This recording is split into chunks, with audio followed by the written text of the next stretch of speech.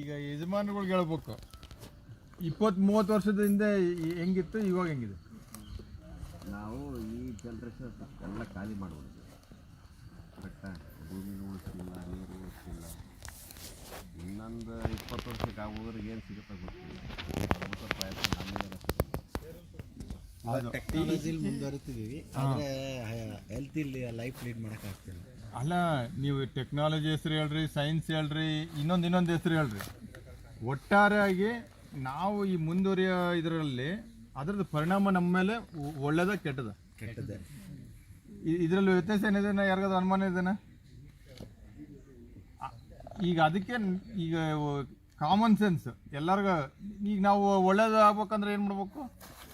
ಹಿಂದಕ್ಕೆ ತಿರ್ಸ್ಬೇಕು. ನಾವು ಹಿಂದಕ್ಕೆ ತಿರುಗ್ಬೇಕು. ನಮ್ಮ ದಾರಿ ಹಿಂಗೆ ಮುಂದಕ್ಕೆ ಹೋಗ್ತಿರೋದನ್ನ ಹಿಂದಕ್ಕೆ ತಿರ್ಸಿ ಈ ಕಡೆಗೆ ತಿರುಗ್ಬೇಕು. ಸಿಂಪಲ್ ಆಗಿ ಇರೋದು ವಿಚಾರ ಇಷ್ಟೇ. ಈಗ ಅದು ಆ ನಿಟ್ಟಿನಲ್ಲಿ ಇಟ್ಕೊಂಡೆ ನಾವು ಬ್ಯಾಕ್ ಟು ರೂಟ್ಸ್ ಅಂತಂದು ಫೆಸ್ಟಿವಲ್ ಅಂತಂದು ಇದಕ್ಕೆ ಹೆಸರು ಕೊಟ್ಟಿರೋದು. ಆಮೇಲೆ ಇದರಲ್ಲಿ ಕಂದ ಮೂಲಗಳು ಅಂದರೆ ನಮ್ಮ ರೂಟ್ಸ್, ಗೆಡ್ಡೆ ಗೆಣಸುಗಳು ಏನಿದ್ದಾವಲ್ಲ, ಇದನ್ನು ಆಹಾರವಾಗಿ ಎಲ್ಲರಿಗೂ ಮರುಪರಿಚಯ ಮಾಡಲಿಕ್ಕೂ ಉದ್ದೇಶ ಇದೆ. ಅದಕ್ಕೆ ಕನ್ನಡದಲ್ಲಿ ಕಂದಮೂಲ ಉತ್ಸವ ಅಂತಂದು ಹೆಸರು ಕೊಟ್ಟು ಈ ಕಾರ್ಯಕ್ರಮ ಮಾಡ್ತಿರೋದು.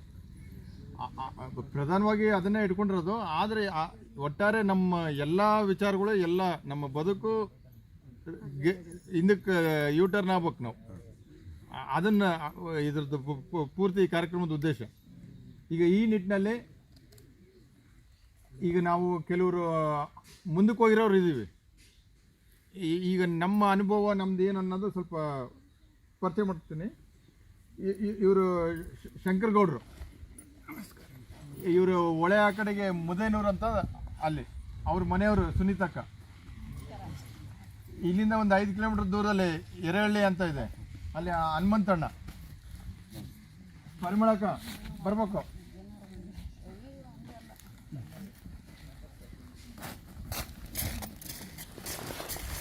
ತೇಜು, ಪರಿಮಳಕ್ಕರು, ತೇಜು, ತನ್ಮಯ್, ಅದೇ ತೇಜು ಅಲ್ಲಿ ಕೆಲಸದ ಅಲ್ಲಿದ್ದ ನೋಡ್ರಿ, ಇಲ್ಲಿ ಅವ್ನು ಕೂತ್ಕೊಂಡಿದ್ದಾನಲ್ಲ, ಎಲ್ಲರಿಗೂ ಕೈ ಮುಗಿಯಪ್ಪ ಅಲ್ಲಿಂದಾನೆ. ಅವನ್ ತೇಜು, ಇದೆ ತನ್ಮಯ್ ಅವ್ರ ಮಗಳು. ಆಮೇಲೆ ನಮ್ಮ ಮನೆಯವರು ವಿಶಿಷ್ಟ, ನಮಸ್ಕಾರ ಮಾಡಿ ಎಲ್ಲರಿಗೂ. ವಿಶಿಷ್ಟ ಮಗಳು, ವಿಶಿಷ್ಟ ಇಲ್ವಾ, ಅದ ವರ್ಚಸ್ ನಮ್ಮ ಮಗ. ಈಗ ನಾವೆಲ್ಲ ಒಂದು ಸ್ವಲ್ಪ ಅನುಭವ ಇರೋ ಅಂಥವ್ರು. ಈಗ ಈ ದಾರಿ ನಿಟ್ಟಿನಲ್ಲಿ ನಿಮ್ಗೆ ಏನೇ ಸಂಶಯ ಏನೇ ಇದ್ರೂ ಇಲ್ಲಿ ಎಷ್ಟೊತ್ತಿರ್ತೀರೋ ನೀವು ಯಾರನ್ನ ಸಂಪರ್ಕ ಮಾಡಿದ್ರು ನಿಮಗೆ ಅದಕ್ಕೆ ಆಲ್ಟರ್ನೇಟಿವ್ ಸೊಲ್ಯೂಷನ್ಸ್ ಏನು ಪ್ರತಿಯೊಂದಕ್ಕೂ ಇದೆ, ಎಲ್ಲದಕ್ಕೂ ಮಾಡ್ಬೋದು, ಸಾಧ್ಯತೆ ಇದೆ. ನೀವು ಇಲ್ಲಿ ಅವ್ರ ಜೊತೆಗೆ ನೀವು ಕಾಲ ಕಳಿಬೋದು. ಈ ಥರ ಪ್ರೇರಣೆ ಒಂದು ಈಗ ನೋಡ್ರಿ, ದಾರಿಯಲ್ಲಿ ಹೊಸದಾಗಿ ಬಂದಿದ್ದಾನೆ ಮಧು. ಅವನ ಅಲ್ಲಿ 8 ಎಕರೆಯಲ್ಲಿ ವಿಷಮುಕ್ತವಾಗಿ ಭತ್ತ ಬೆಳೀತಿದ್ದಾನೆ. ಈ ರೀತಿ ಇನ್ನೂ ಅನೇಕರಿದ್ದಾರೆ. ಇನ್ನು ಬೆಳಿಗ್ಗೆ ಇದ್ದರು ಕೆಲವರು, ಅವರೆಲ್ಲ ಈಗ ಬೇರೆ ಕೆಲಸದ ಮೇಲೆ ಹೋಗಿದ್ದಾರೆ. ಹಿಂಗೆ ಎಲ್ಲರೂ ಕೈ ಹಾಕಿದ್ರೆ ಆಯ್ತು. ಹರ್ಷ ಅದ ನೋಡ್ರಿ, ಅವನು ಈಗ ಹೊಸದಾಗಿ ಎಲ್ಲ ಇಲ್ಲಿ ನಮ್ಮಲ್ಲಿ ವಾಲಂಟಿಯರಿಂಗ್ ಅಂತಂದು ಪ್ರೋಗ್ರಾಮ್ ಮಾಡ್ತೀವಿ. ಈಗ ಇದು ಎಲ್ಲರಿಗೂ ಓಪನ್ ಕಾಂಟ್ಯಾಕ್ಟ್ ಪ್ರೋಗ್ರಾಮ್ ಅಂತ ಕರೀತಾರೆ. ಎಲ್ಲರಿಗೂ ಇನ್ವೈಟ್, ಓಪನ್, ಯಾರಾದರೂ ಬರ್ಬೋದು ಈ ಕಾರ್ಯಕ್ರಮ.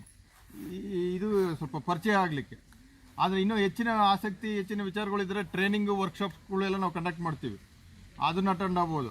ಇನ್ನೂ ಇಲ್ಲ, ಈಗ ನೀವು ನೌಕರಿ ಮಾಡೋರೆಲ್ಲ ನೀವು ಡೇ 1 ಫಸ್ಟ್ ಡೇನೇ ಹೋಗಿದ ತಕ್ಷಣ ನೌಕರಿ ಮಾಡೋಕ್ಕೆ ಕೊಡ್ತಾರ?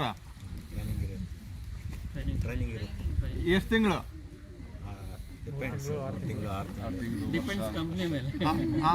ಅಲ್ಲಲ್ಲ, ಹೌದಾ, ತಿಂಗಳಗಟ್ಟಲೆ ಟ್ರೈನಿಂಗ್, ಆಮೇಲೆ ನೌಕರಿ ಶುರು ಆಗೋದು. ನೀವು ರೈತರಾಗಿ ಮುಂದುವರಿಬೇಕಂದ್ರೂ, ಈ ಥರ ಆಲ್ಟರ್ನೇಟಿವ್ ಪಾತ್ ದಾರಿಯಲ್ಲಿ ಹೋಗ್ಬೇಕಂದ್ರೂ ನಿಮಗೂ ಟ್ರೈನಿಂಗ್ ಬೇಕು. ಮತ್ತು ಇದು ಏನು ಸುಲಭವಲ್ಲ. ಹಂಗೆ ನಿಮ್ಮ ಜಾಬಿಗಂತೂ ಇದನ್ನು ಅರ್ಥ ಮಾಡ್ಕೊಳ್ಳಿಲ್ಲ ಅಂದರೆ ಇದು ಇನ್ನೂ ಕಠಿಣ.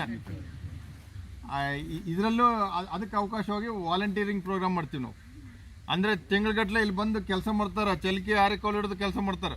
ಸುಮ್ಮನೆ ಅಲ್ಲ, ಕೆಲಸ ಮಾಡಿ ಎಲ್ಲವೂ ಕಲಿತಾರೆ. ನಮ್ಮ ದೇಶದವರು ಬರ್ತಾರೆ, ಹೊರ ದೇಶಗಳಿಂದನೂ ಬರ್ತಿದ್ದಾರೆ ಇಲ್ಲಿ ಈ ಥರ ವಾಲಂಟಿಯರಿಂಗ್ ಮಾಡಲಿಕ್ಕೆ. ಅದೆಲ್ಲ ಆನ್ಗೋಯಿಂಗ್ ನಡೀತಿದ್ದಾವೆ. ಹಂಗೆ ಹರ್ಷನ ಇತ್ತೀಚೆಗೆ ನಮ್ಮಲ್ಲಿ ವಾಲಂಟಿಯರಿಂಗ್ ಮಾಡಿ ಹೋಗಿದ್ದಾನೆ. ಅವನು ಇಂಜಿನಿಯರ್. ಅರ್ಥ ಆಯ್ತಾ? ಈ ರೀತಿ ಇದು ಮುಂದುವರಿತಾ ಇದೆ.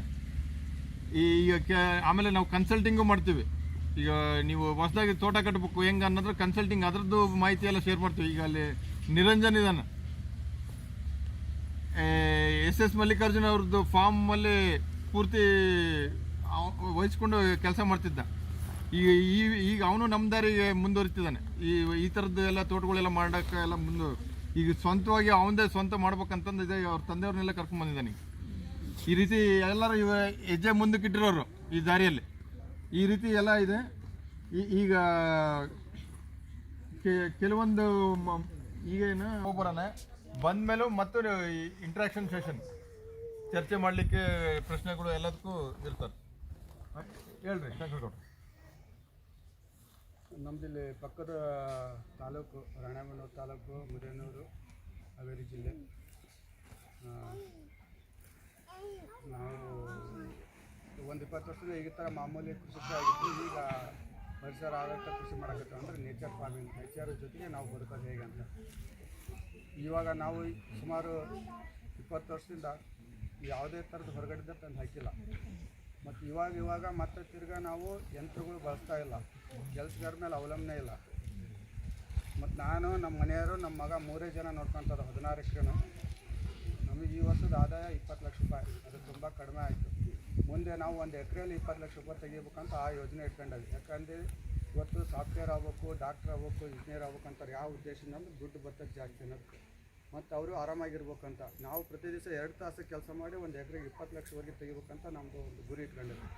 ಆ ನಿಟ್ಟಿನಾಗೆ ಎಕರೆಗೆ 5 ಲಕ್ಷವರೆಗೆ ತೆಗಿತಾ ಇದ್ದಾವೆ. ಇನ್ನು ಮುಂದಿನ ದಿನಮಾನಗಳಲ್ಲಿ ಅದು ವರ್ಷ 6, 7, 10 ಹಿಂಗೆ ಹೋಗ್ತಾ ಇತ್ತು. ಅದೆಲ್ಲ ಪ್ಲ್ಯಾನ್ ಮಾಡಿದ್ದೇವೆ ಯಾವ ಥರ ಅಂತಂದರೆ ನೀವು ಅದನ್ನೇ ಅಲ್ಲಿ ಬಂದು ನೋಡ್ಬೋದು. ನಿಮಗೆ ಸಮಯ ಸಿಕ್ಕರೆ ನಾವು ತಿಳಿಸ್ತೇವೆ. ಯಾಕೆ ನಾನು ಇದೆಲ್ಲ ನಿಮಗೆ ಮಾತು ಹೇಳ್ತಂದ್ರೆ, ಕೃಷಿ ಅಂದರೆ ಇವತ್ತು ಎಲ್ಲರಿಗೂ ಕೇವಲವಾಗಿ ಕಾಣ್ತದ. ಈಗ ನಮ್ಮ ಮಗಗೆ ನಾವು ಹೆಣ್ಣು ನೋಡ್ತಾ ಇದ್ದಾವಲ್ಲ, ಅವ್ರು ಕೃಷಿಕರ ಮಗ ಅಂತ ಯಾರು ಕೊಡ್ತಾ ಇಲ್ಲ.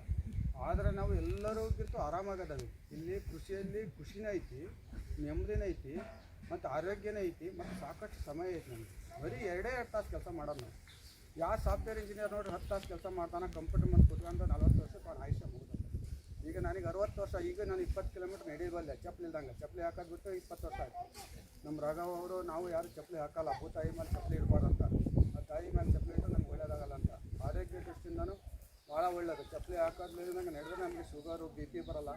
ನಮಗೆ ಭಾಳ ಒಂದು ಇಂದ್ರಿಯಗಳು ಭಾಳ ಸೂಕ್ಷ್ಮಕ್ಕವು. ನನಗೆ ಕಾಲು ಇಡಬೇಕಾದ್ರೆ ಮತ್ತು ಕೆಳಗಡೆ ಮುಳ್ಳಿದ್ರೆ ಆ ಮುಳ್ಳು ನೀಡೋಕ್ಕಿಂತ ಮುಂಚೆ ಕಾಲು ತಾನೇ ತೆಗಿತೈತಿ. ನಾನು ಹೇಳಂಗೆ ಒಂದು ಮುಳ್ಳು ನೆಡ್ತೈತೆ ಅಂತ ನನಗೆ ಅಷ್ಟು ಸೆನ್ಸೇಷನ್ ಗೊತ್ತಾಗ್ತದೆ. ಪ್ರತಿಯೊಂದು ಹೆಜ್ಜೆನೂ ನನ್ನ ಮೇಲೆ ನೋಡಿ ನಡೀತಾ. ಆ ಥರ ಒಂದು ನಮಗೆ ಭಾಳ ಒಂದು ನಾವು ಶಾರ್ಪ್ ಆಗ್ತಾಯಿವಿ. ಹಾವಿನ ಥರ ಹಾವು ನೋಡ್ರಿ, ಅದು ಪರೆ ತಳ್ಳಗಿರ್ತೈತಿ ಅಂತ ಅಲ್ಲೆಲ್ಲರೂ ಹೋಗ್ತೈತೆ. ಅದು ಅಷ್ಟು ಅದಕ್ಕೆ ಶಾರ್ಪ್ನೆಸ್ ಬರುತ್ತೆ. ಹಾಗಾಗಿ ನಾವು ಎಷ್ಟೊಂದು ಪ್ರಕೃತಿ ಜೊತೆ ಬರಿತೇವೆ, ಅಷ್ಟೊಂದು ನಮಗೆ ಇಂದ್ರಿಯಗಳು ಅಷ್ಟೊಂದು ಇದು ಮಾಡ್ತಾರೆ. ಯಾವುದು ನಾವು ಈಗ ಸೋಲಾರ್ ಹಾಕಿ ಬಿಸಿನೀರು ತೊಳಿತಾರೆ, ಅದು ಆರೋಗ್ಯ ದೃಷ್ಟಿಯಿಂದ ಒಳ್ಳೆಯದಲ್ಲ. ಆದಷ್ಟು ನಾವು ತಣ್ಣೆ ನೀರು ತೊಳಿಬೇಕು. ಚಳಿಗಾಲದಾಗ ಸ್ವಲ್ಪ ಊರು ಬಿಸಿ ನೀರು ತೊಳಿಬೇಕು. ಅದು ಬಿಟ್ಟರೆ ಬೆಳಗ್ಗೆ ಬೇಗ ಹೇಳ್ಬೇಕು. ನಾವು ಬ್ರಹ್ಮೆ ಮೋಟ ಹೇಳೋದ್ರಿಂದ ಆಯುಷ್ಯ ಜಾಸ್ತಿ ಆಗ್ತೈತಿ. ಬೆಳಿಗ್ಗೆ ಖಾಲಿ ಹೊಟ್ಟೆ ನೀರು ತುಂಬಬೇಕು. ಆರೋಗ್ಯ ದೃಷ್ಟಿಯಿಂದ ಭಾಳ ಒಳ್ಳೆಯದು. ಭಾಳ ಜನ ಇವತ್ತು ಆ ಪಲ್ಸಸ್ಸು ಅದು ಇದು ಅಂತ ಹೇಳ್ತಾರೆ, ಶುಗರ್ BP ಅಂತಾರೆ. ಇವು ಯಾವುದು ಸುಮ್ಮನೆ ಬರೋಲ್ಲ. ನಮ್ಮ ಒಂದು ಸರಿಯಾದ ಆಹಾರ ಕ್ರಮ ಇಲ್ಲದಕ್ಕೆ, ನಮ್ಮ ಜೀವನ ಕ್ರಮ ಇಲ್ಲದಕ್ಕೆ ಇವೆಲ್ಲ ಬರ್ತಾ ಇದಾವೆ. ಇವನ್ನೆಲ್ಲ ಸೂಕ್ಷ್ಮತೆಗಳನ್ನ ನಾವು ಅರ್ಥಕೊಂಡ್ರೆ ಆಸ್ಪತ್ರೆಯಿಂದ ನಾವು ದೂರ ಇರ್ಬೋದು. ನೋಡ್ತೀರಿ ಇವತ್ತು ಪ್ರಕೃತಿ ಯಾವ ಪ್ರಾಣಿ ಪಕ್ಷಿಗೆ ಆಸ್ಪತ್ರೆಗಳಿಲ್ಲ, ಸ್ಕೂಲ್ಗಳಿಲ್ಲ, ಮತ್ತು ದೇವಸ್ಥಾನಗಳಿಗೆ ಅವು ಹೋಗ್ತಾವ. ಇವೆಲ್ಲವೂ ಸುಮ್ಮನೆ ನಾವು ಏನೋ ಅಂದ್ಕೊಂಡು ಇವನ್ನೆಲ್ಲ ಮಾಡ್ತಾ ಇರೋದು. ಅಲ್ಲೇನು ಜಾತಿ ವ್ಯವಸ್ಥೆ ಐತಾ? ಇಲ್ಲ. ಮೇಲು ಕೀಳು ಐತಾ? ಇಲ್ಲ. ಮತ್ತು ಅಲ್ಲಿ ಮದುವೆ ವ್ಯವಸ್ಥೆ ಐತಾ? ಇಲ್ಲ. ಇವು ಯಾವೂ ಇಲ್ಲ. ಆದರೂ ಅವು ಆರಾಮಾಗಿ ಅದಾವೆ. ಅವು ನೋಡ್ರಿ ಇವತ್ತಿನ